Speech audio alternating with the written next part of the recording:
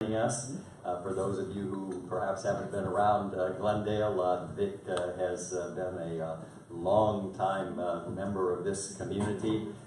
Goes back to the Ledger Independent, a newspaper that served Glendale and the north part of the area, and then went on to become the Director of Public Information for the Glendale Unified School District for over 34 years. Where he really was about building bridges of communication, as he likes to cite. He went on after retiring from GUSD to assist with the Glendale Chamber of Commerce, and Tom referenced that, Leadership Glendale, which is an activity the Chamber has put on for a number of years, bringing people in the community to connect with leaders and organizations throughout, and so you get to know more about Glendale, and Vic was in charge, and many of those who participated still speak highly of their involvement with that. And now he assists the Glendale Adventist Medical Center in their communications department. He's a member of the Public Library's Friends of the Library, and is very active throughout. And today he's sharing something. He has been taking this trip on the road and showed it to the Kiwanis Club and to the Rotary lunch group. But he has saved and worked it up to being the big presentation for the best of the service clubs. And so Vic is going to share with us Postcards from the Edge, or Postcards from Glendale. So Vic, welcome.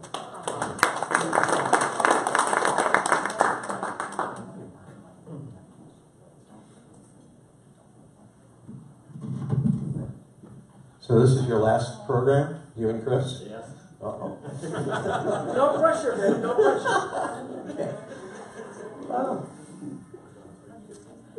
Well, thank you. This is to show you how much time flies. I had to call David's office the other day because I said, "Are you still meeting at the Hilton?" And Dave this morning said, "Oh, we haven't been there in at least 4 years since he was in the club," to show you how time goes so quickly. Just a couple of comments before we get into the gig here. Congratulations on your flag project. My daughter and I were traveling over Memorial Day. We were out of the country, but we followed you on Facebook, and my first contact was with Eric. With like 2 weeks to go before you actually planted the flags at Forest Lawn, and I think what you did to manage that project in 2 weeks, or a little over 2 weeks, was absolutely incredible. So congratulations for that. 10 years ago yesterday, Steve Jobs mounted a stage at Apple and showed this. Well, it wasn't exactly this. It was the prototype of this, the iPhone. Can you imagine in just 10 years how our lives have changed because of this? How many are addicted to this thing? Yeah, see a few hands. This plays a little bit in today's program because this has changed the way we communicate with each other. And I kind of harken back to last summer when I was going through a box in my garage. Most of you probably have something in your home, either in a closet or a garage or somewhere, where you have some artifacts of your life. One of the artifacts that I discovered,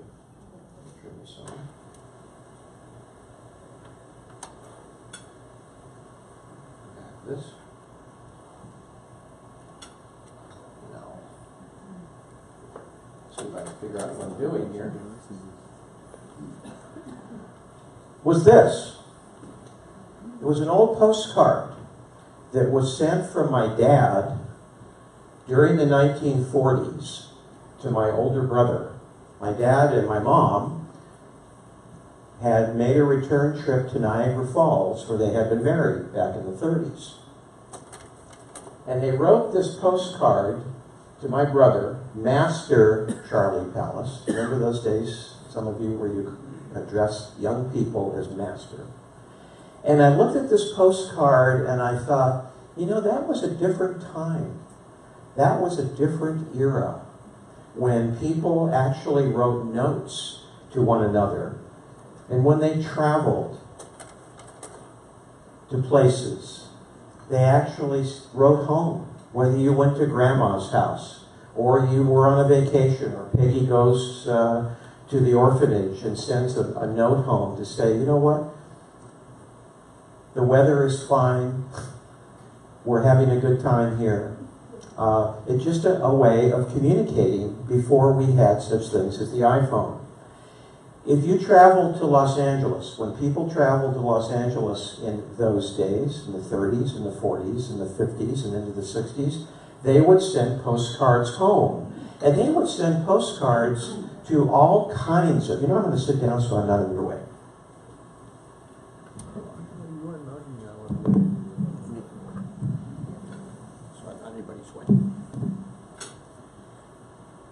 And if you were a resident of somewhere out of Los Angeles and you traveled here, you would send postcards for all kinds of things. The Angel's Flight. Remember, those of you who might remember Angel's Flight, you might, is there a way to turn those lights off? I just asked. Yeah? We're trying. Oh, okay. Just so this is a little brighter. If you rode a train, well, this was the Griffith Park Railway. Still there today, but this was a picture postcard from those days. If you rode a big train, like the Daylight that went from Glendale or Los Angeles to San Francisco in one day, before the Southwest got you there in 55 minutes, you wrote a postcard.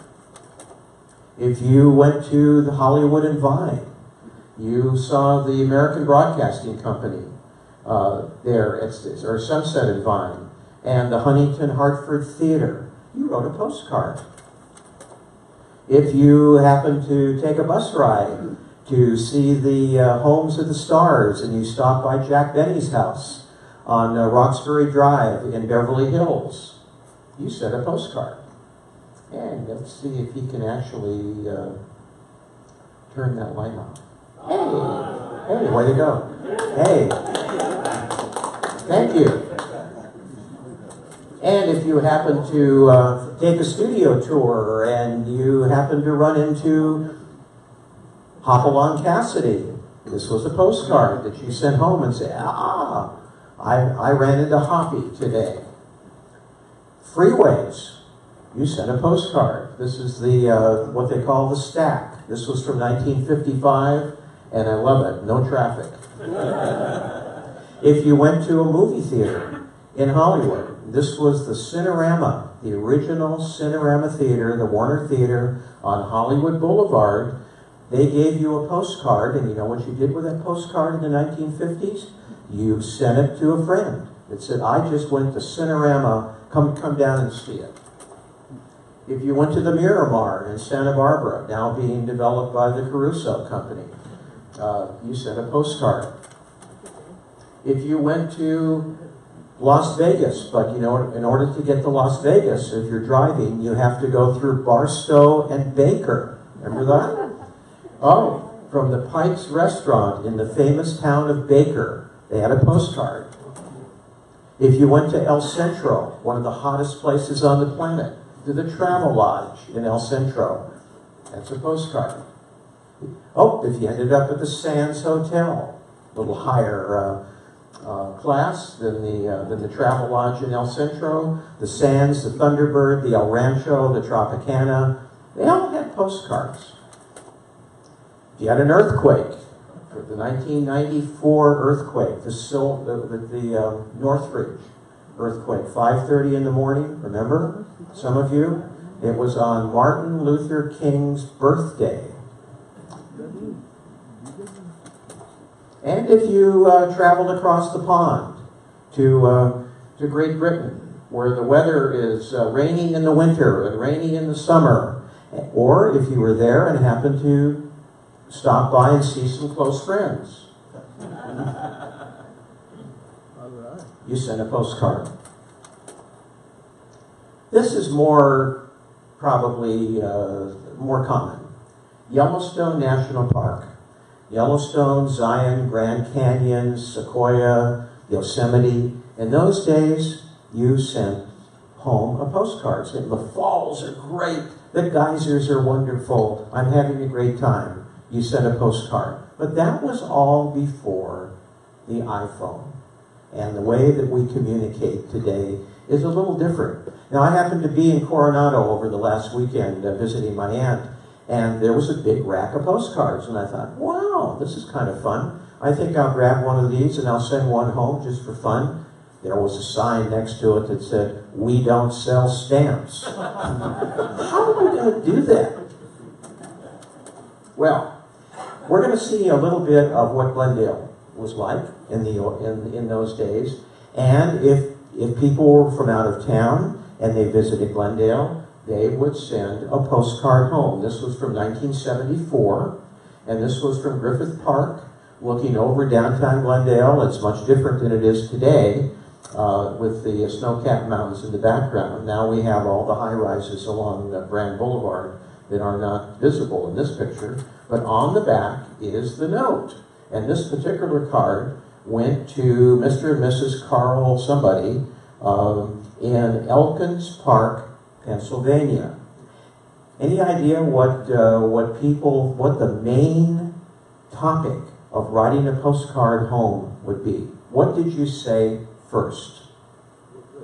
How's the weather? Yes. So this is somebody who came to a wedding here in Glendale, and I know you can't read that very well, but that is the first part of the message is about the weather in Glendale compared to Pennsylvania in November. We'll go back a little bit, and so you can see what kinds of postcards that Glendale had, because Glendale, the city of Glendale, was very highly represented in picture postcards over many years. This is Brand Boulevard looking north. This is the trolley car tracks were just south of Broadway, looking north in 1909. 1910. The picture postcards actually went back that far. On the right-hand side is the First National Bank of Glendale, located near where the corner of Brand and Broadway is today. This is a little later. You see that same version of it. Leslie C. Brand, around the turn of the century, a very smart entrepreneur. You know, the center of Glendale in the early days was at Glendale Avenue and Wilson. That's where the city began to grow. But in the later days, after the turn of the century, Mr. Brand, who was a very smart guy, he recognized that if he brought the Pacific Electric Railway into Glendale, just west along Brand Boulevard, the land was cheap in those days. That's where the money would be, and that's what he did. He brought the Pacific Electric Railway into Glendale, and that is why Brand Boulevard is so wide today. Why it has that median strip that goes all the way from Atwater up to Mountain Street. This is the same Brand and Broadway. This is in the late 30s, mid 30s, and if you lost your automobile in those days, you would say, well, it's the black one. Well, there were a lot of black ones. On the left-hand corner, at the corner of Brand and Broadway, in those days, there was a drugstore. It was a pharmacy. There were a number of pharmacies along Brand, and there were a number of 5 and dimes along Brand as the years went on. But as we see these pictures, as we take a little nostalgic look at Brand Boulevard, we have the Owl Drug Company there on the northwest corner of Brand and Broadway, and that big skyscraper there in the middle of the photo is the Security Bank building, built in 1923. And if you happen to be walking down Brand Boulevard, there's a plaque there. That was the site of the first trolley station in Glendale. And it's about a 6-7 story building, and it is still there. It was our very first high-rise in Glendale. We are on Broadway. We are looking east, toward Louise and Kenwood and Glendale Avenue. This is the corner of Isabel and Broadway. There used to be a hotel, the Gray Hotel, there at the corner of Isabel and Broadway, and just north of that is today's police department. You know, you wouldn't think that they would have a postcard of a building like this, but they did. This is Brand Boulevard as it begins to grow up in the 40s. You can see the Alex Spire now, which was built in the 20s. When the theater was built in the 20s, the Spire was added a little later. But you see the security building, security bank building there on the right-hand side. On the far right, kind of out of the picture, was the Glendale Theater. I don't know how many of you remember that there were several movie theaters. The Alex wasn't just the only one. When I was a kid, we went to the Roxy, we went to the Glendale, we went to the Capitol. So there were several movie theaters, but the Alex was the star. That's where the big premieres were in Glendale. This is a little later. This is getting into the mid-50s, and you see there's still a drugstore there on the left-hand side. There's a restaurant there. Is it BJ's? Yeah, I think it's called BJ's. It has 100 TV monitors where you can watch sports and whatever you want to watch. You still see the Alex there up on the right-hand side, but in the median strip there, which is, I think it's gone now, that is where the trolley car tracks were. And the trolley cars, you could actually ride the red car from all the way from the corner of Glen Oaks and Brand down to downtown Los Angeles in 29 minutes. That was the schedule in those days. This was a little later. It's still a drugstore. Now it's Drug King there on the left-hand side. And then there's Dr. Cowan, the credit dentist, whose office was on the second floor. Armour and Boyd, Newberry's, 3 5 and dimes with a soda fountain there on the left-hand side on Brand Boulevard during the 1950s. Well, some of the postcards in the early days, they had postcards of everything. This was the original Glendale Hotel that was built in the 1870s. It became a school for young women, and it became the first Glendale sanitarium in 1895, because Glendale, and it became Glendale Adventist Medical Center. This was where the police department is today. But that hotel was converted into a sanitarium, and people came from miles around because Glendale in those days was considered quite a health spot. In the 1924, when Glendale Sanitarium became kind of outdated, they needed a larger space, and so this was a postcard of the original 1920s version of the Glendale Sanitarium, which is now Glendale Adventist Medical Center, which is soon, in July, going to become Adventist Health Glendale. The corporation, the parent company, is changing its name of all of the hospitals, and so it's not going to be Glendale GAMC anymore, it's going to be AHGL. I'm trying to get used to that. Adventist Health Glendale. Not to leave out our friends to the south, Dignity Health. Some of you probably were even had some procedures there. Some were even born there when it was the Physicians and Surgeons Hospital. Now it's the Memorial Hospital of Glendale, or Dignity Health. In those days, they had postcards that advertised California to your friends back in the East. This was a California home in the winter. So if you're in your favorite spot in Minnesota in December and January, this postcard begins to look pretty good right now. Or this one. This was Leslie Brand's original home, which is still there today. Now it's a city park. It was actually willed to the city of Glendale in the 1940s. Mr. Brand died in the 20s. Mrs. Brand lived in the home until the mid-1940s, when the home became property of the city of Glendale. And if you haven't been to Brand in the last couple of years. They have restored the home, and it is really worth going up there. So please go up and see it. They even had a postcard when you had a Rose Parade. This was 1923. Glendale won the sweepstakes award in the Tournament of Roses Parade with this big, I'm not sure what that is. What do you think that is? Looks like a peacock. That's right. Okay. All right. At first I thought it was a chicken, but I guess it's a peacock. So because of that award, the peacock is part of the city's scene. That's right. Thank you, Keith Sorum. I appreciate that. Yeah, that's a bit of trivia. Thank you, my friend. The schools were very prominently featured. At least some of them were. This was the old administration building at the Glendale Unified School District, which was, in 1911, it was a middle school. And it was the middle school for the Wilson Middle School until the earthquake of 1933, when it was partially damaged, and they moved the kids out and they moved the administrators in. So that was kind of fun. Hoover High School.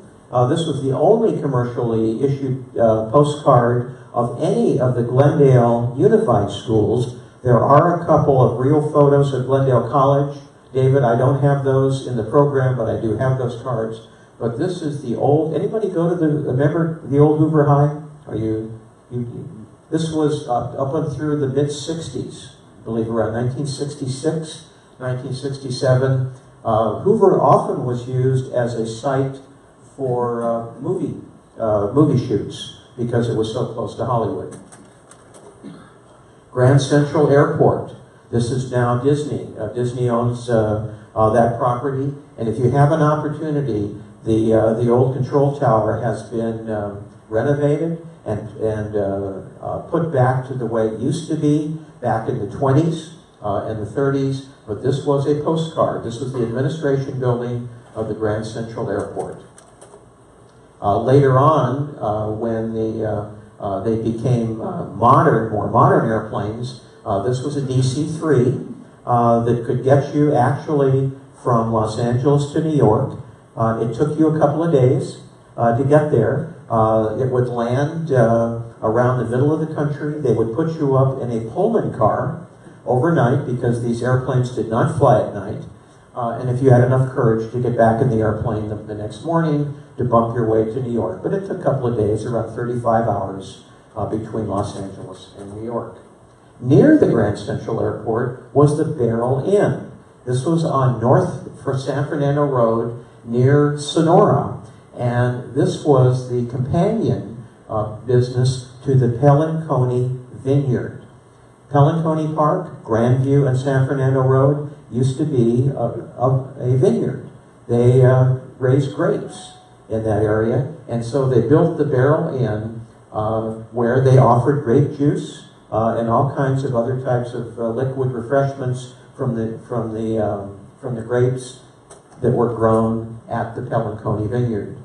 Down to the train station, this was the Lark, one of several trains that you could take from Glendale up to the Bay Area. But again, all of these are postcards. All of these are meant to have messages sent to friends, neighbors, family members, whatever.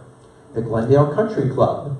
This is not Oakmont Country Club. This is the Glendale Country Club. And it was at the top of Brand Boulevard on the east side of the street. There was no golf course to be seen, but there was a restaurant there, and it was one of the sites of the first truly Mexican restaurant in Glendale, the Casa Verdugo. It had an authentic menu. They had an authentic chef who came from downtown Los Angeles, he and his family, and it was the first authentic Spanish, not Mexican, Spanish restaurant in Glendale. The Elks Club. This is not the Elks Club of today, that where the Kiwanis meets on Friday. This was the Elks Club that was built in 1917. It was set afire by an arsonist in the 1950s. It burned to the ground, and the Elks Club, which had 1,900 members at one time during the 30s and 40s, they rebuilt a smaller version of the Elks Club. This is in the parking lot now of where the Elks Club is today. The Headliner Coffee Shop at the corner of Glen Oaks and Glendale Avenue. There used to be a Hart store there now, and I think there's something else, but it used to be a restaurant. And why I like this, the Headliner Coffee Shop, and you have a hard time reading this, but somebody had a date, I think, on Sunday the 31st of 1954, and they went with Eddie. The Alchemax, down at the bottom of Glendale Avenue and San Fernando Road. And the facade of Alchemax is still there, but it's now, I think it's senior housing. But there were a number of these little places that were family-owned. Hard to find a family-owned restaurant in Glendale anymore. So most of the time when you went in, the chef was actually the person who owned the restaurant. And oftentimes it was a family. And speaking of restaurants, this is a cafeteria, the Glendale Cafeteria, next to the Alex Theater, which you can eat the Glendale Cafeteria way when you view before you venture. Selecting your food is exciting, jaded, I'm not sure what that means. Appetites disappear. These little motor hotels, and they all had postcards. 1848 South Brand Boulevard, it's down near San Fernando Road. 5 minutes to Hollywood, 5 minutes to the airplane industry, 5 minutes to Warner Brothers, 5 minutes to Walt Disney. Well, maybe they could do it in 5 minutes. In those days, I don't think they could do it today. Forest Lawn Memorial Park, we'll kind of wind up here. They're the last place to let you down, obviously.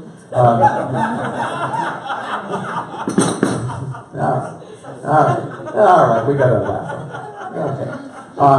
Okay. If you go looking for postcards of Glendale, half of them are Forest Lawn. They did a hell of a job marketing Forest Lawn. And they had, just inside these gates, to the left hand, I think it was right to the left, was your flag project, I believe. These are the largest wrought iron gates west of the Mississippi.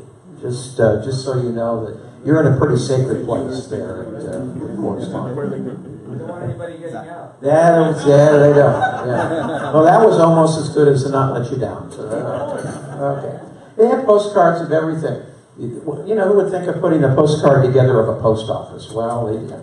And of the Municipal Services Building. There on the... actually, that building was quite an architectural feat when it opened.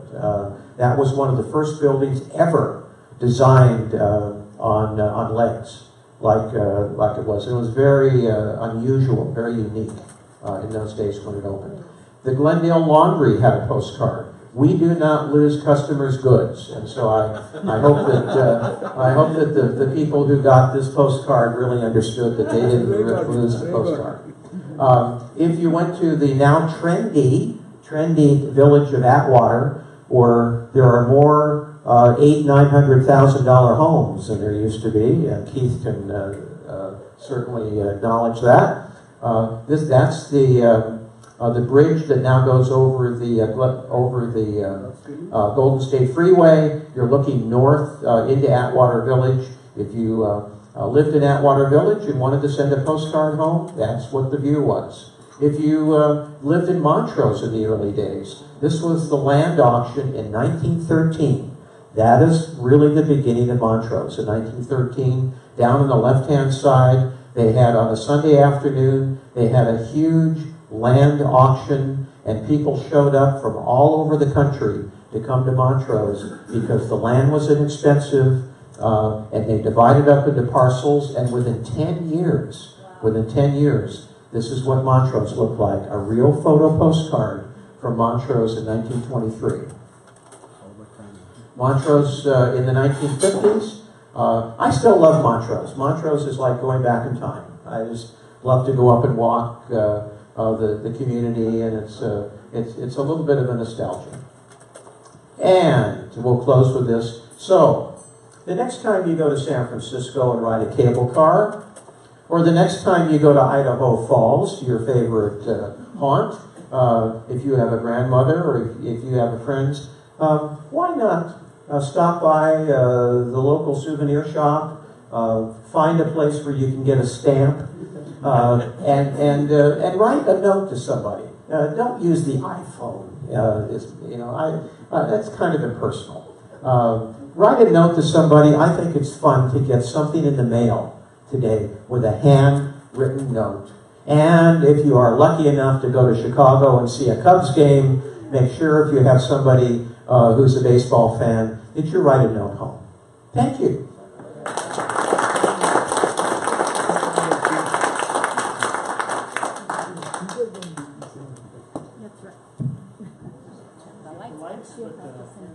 Coming up here, please.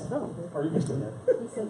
Thank you. Very interesting and informative, and great pictures. Thank you. It's fun to put those postcards. It's fun to go back a little bit. So, but on behalf of our group, this is a challenge corner presented to you, and it's hard to see in the dark, but it has the the forecast. Rotary symbol there in the front with our club name and year, and on the back is the four-way test. Right. There you go. How Rotarians live each and every day in their lives. So, Well, my Thank you so much. congratulations to all of you for the good work you do. thank you.